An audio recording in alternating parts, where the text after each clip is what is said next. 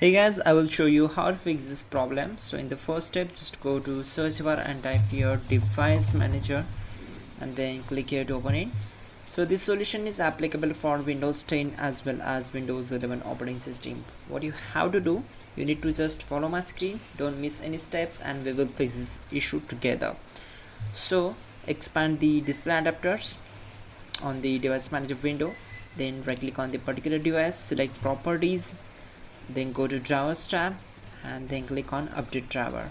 Once we are here, make sure you are connected with your internet connection, then select the first option and the best driver will be installed automatically. If this not work, then just go back and choose the second option. Select let me pick from a list of available drivers on my computer, select the model, go to next, and it will refresh your window screen, everything, and it would try to fix the problem. Once done, just close this window. Again, there is another way.